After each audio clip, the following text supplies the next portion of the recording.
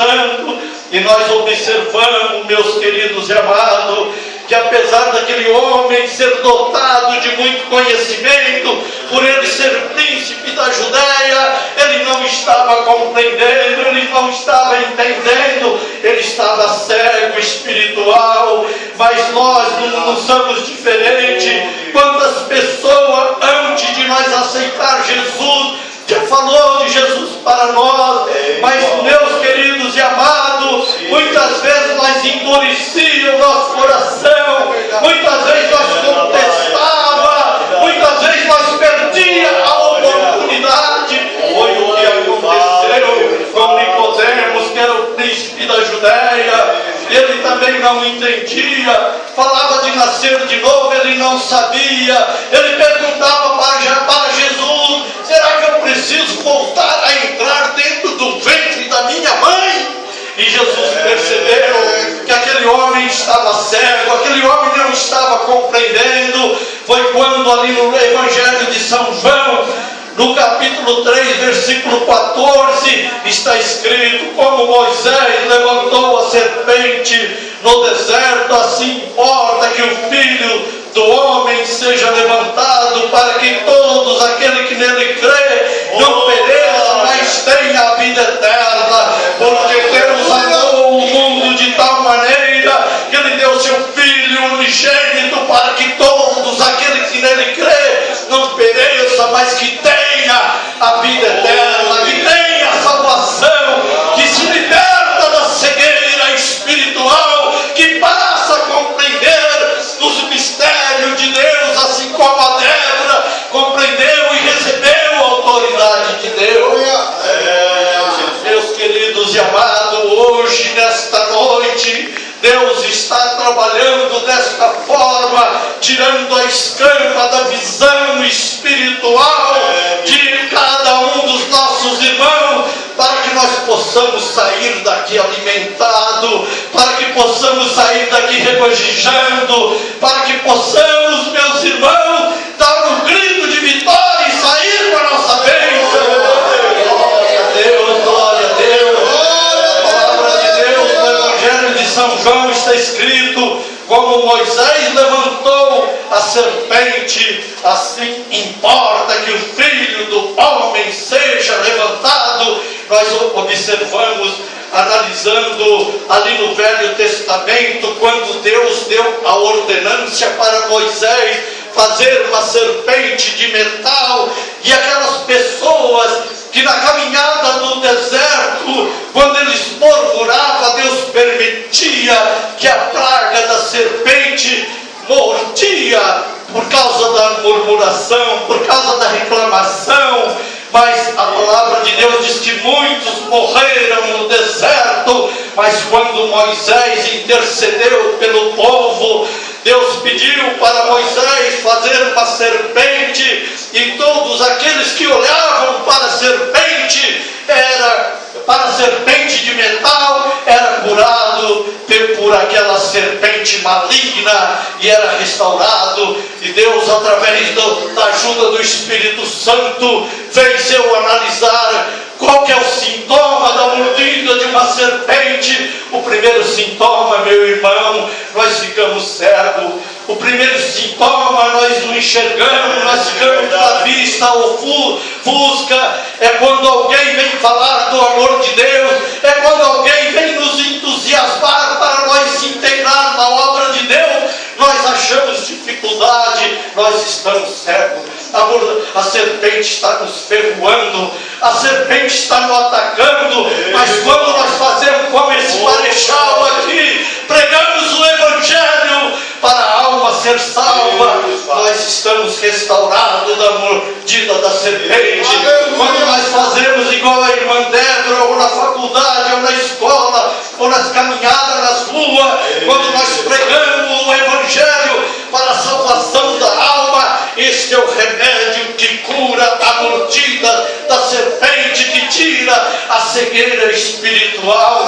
Meus queridos e amados, o primeiro diálogo que Jesus fizera com Nicodemos Nicodemos não compreendia, Nicodemos não entendia, ele estava cego, mas quando Jesus Cristo usou o versículo 16 que falou que Deus amou o mundo de tal maneira que ele deu seu Filho unigênito, nós observamos que o escritor não teve palavras concretas para expressar a grandeza deste amor que Deus deu à humanidade. É o mesmo amor que Deus está te dando nesta noite. É o mesmo amor que Ele está te dando.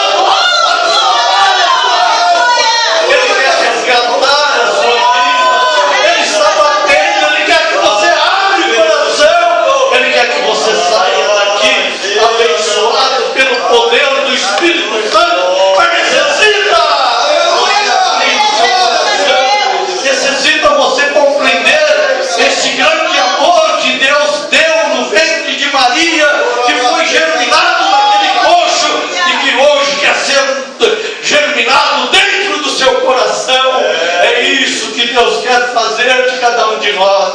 Deus tem prazer que nós tenhamos esta esperança, que Jesus fora germinado na nossa vida através da pessoa do Espírito Santo. Quando o Espírito Santo adentra no nosso coração, aquela angústia, aquela tristeza, aquelas noites que nós ficamos rodando de um lado para o outro, que o sono não vem, é a falta da presença do Espírito Santo na nossa vida. É momento de nós buscar e falar: Espírito Santo, Jesus, eu te aceitei, eu quero alegria, eu quero ter a esperança de morar no céu, eu quero ter a minha vida renovada pelo poder do Espírito Santo. Aí nós passamos a ter esta esperança maravilhosa, aí nós passamos a confiar em Deus, nós passamos a desfrutar da grandeza de Deus na nossa vida. Nós observamos, meus queridos e amados, que no Velho Testamento, em 2 Crônicas, teve um rei chamado Jeosafá. E quando Jeosafá estava no seu reinado, 3 grandes multidões de povos ali das montanhas de Seir, de filho de Moabe, o filho de Amon, e também os amonitas vinham contra Josafá.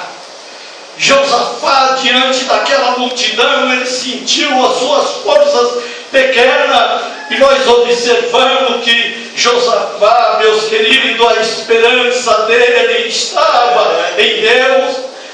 Nós observamos que em 2 Crônica, capítulo 20, versículo 5, Josafá pôs em pé toda a congregação de Judá e de Jerusalém e disse, orando a Deus, ele disse: ó Deus, Senhor, Deus de nossos pais, porventura não és tu, Deus do céu, pois tu és dominador sobre todos os reinos da gente, e na tua mão há força e poder, e não há quem possa resistir. Nós observamos, meus queridos e amados, que no versículo 9, Josafá fez menção àquelas promessas que Deus fizera para Salomão quando ele edificara aquele grande templo de adoração.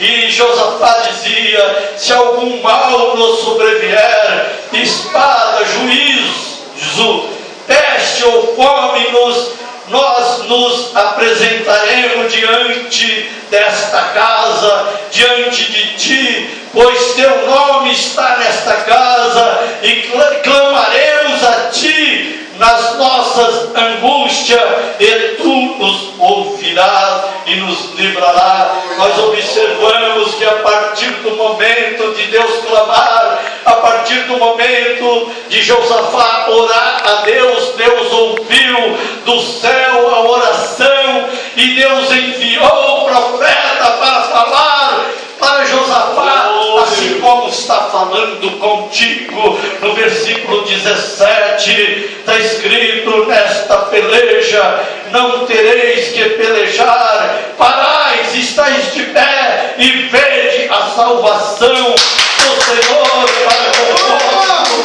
Nesta peleja não tereis, não teme, nem vos assusteis por causa desta grande multidão, pois a peleja não é vossa, senão de Deus. Quando nós alimentamos essa esperança, Deus peleja por nós, Deus luta a nosso favor, Deus do alto do céu ouve as nossas orações, Deus ouve o nosso clamor. Não importa o problema, a emboscada que nós estamos envolvidos, mas quando nós abrirmos nosso coração e deixar o Espírito Santo fazer morada no nosso coração, do alto do céu, irmã Débora, Deus ouve o nosso clamor, Deus atende a nossa oração, Deus batalha ao nosso favor. E a palavra de Deus em Romanos está escrito que com Cristo seremos mais do que vencedor, porque Ele já venceu por nós ali na cruz do Calvário. O sangue que Ele derramou na cruz do Calvário tem poder para nos justificar, para nós apresentar diante de Deus e para as nossas orações ser ouvidas e o gigante ser posto por terra. Glória a Deus, meus queridos e amados, o horário está passando, mas antes do término, posso fazer o quê? Antes do término, eu quero orar por você.